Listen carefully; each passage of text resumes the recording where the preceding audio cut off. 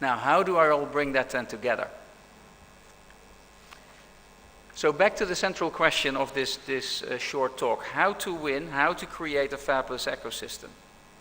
We all know that market share gain doesn't work. Portfolio momentum is the route to do this, which means zoom in on specific markets.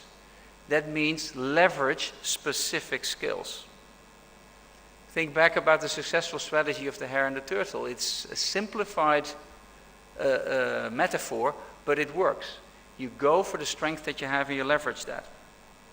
Think about the opposite. Try to catch up is a very dangerous game. It's very dangerous to catch up against massive established players. It's risky, it's expensive, you might get it wrong. So look for an angle, look for a difference, look for existing strength and leverage that strength. And there's plenty of those strengths around.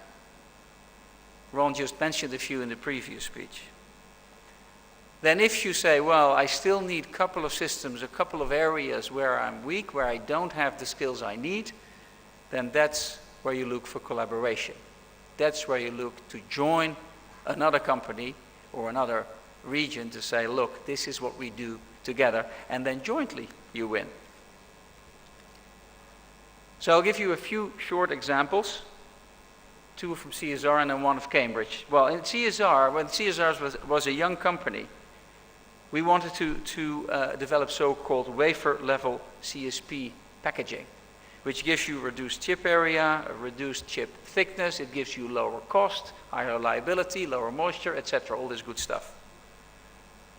There was no way at the time the company realized that as a young startup we could do this by ourselves. So what we did is we worked together with both a leading customer, in that case it was Nokia, and the packaging supplier, to jointly create that wafer-level CSP package.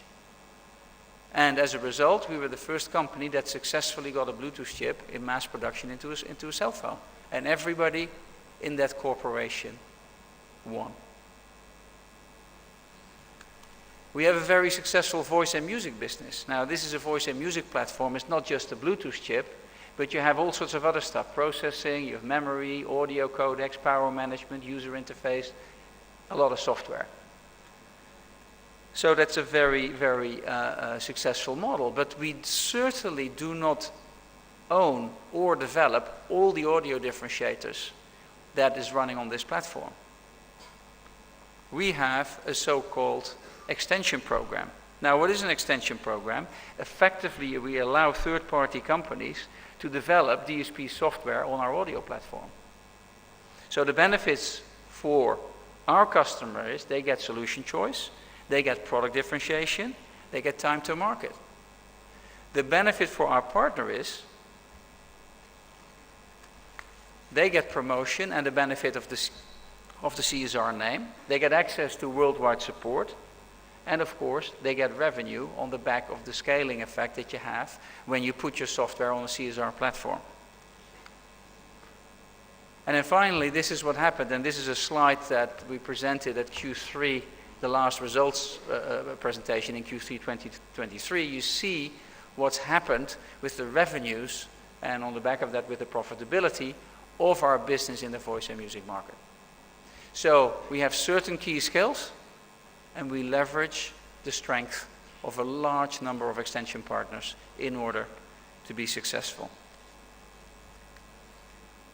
And then the final point to make is a successful development of a technology ecosystem in the so-called Cambridge cluster. Now, what are the strengths that Cambridge has? It has a world-leading university. It has a couple of research labs. It has quite a few technical consultancies and high-tech companies, biotech companies. It has access to capital, angel and VC money. And it has networking and mentoring organizations, such as IESA, very important. It doesn't have any fabs. It's quite a small area, actually. Cambridge is a city of about 100,000 people. So what is the result of leveraging those strengths and then cooperating on other areas? So there's 1,525 technology companies in that cluster.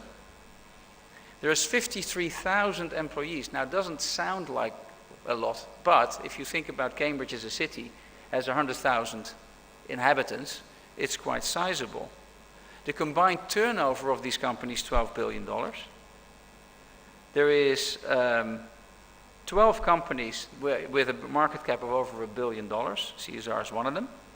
And the unemployment, and this is really interesting, in the UK, unemployment is anywhere between 7 and 8%. In the Cambridgeshire area, it's 2.1.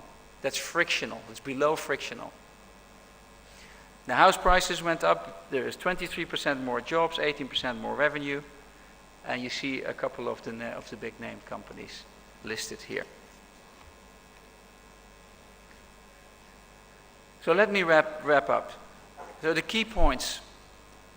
The semiconductor industry is a key engine for innovation and value creation. I think India is right to aspire to get into that fabulous ecosystem. You can really create significant value that way. To enter, you need to invest significant amount of money, and to win against formidable incumbents, you have to focus on your key strength, and there are enough to go around. If you do that, you look for the angle, you look for the differentiator, you partner with the areas where you are weak, you can create a very successful, fabulous ecosystem. Thank you very much.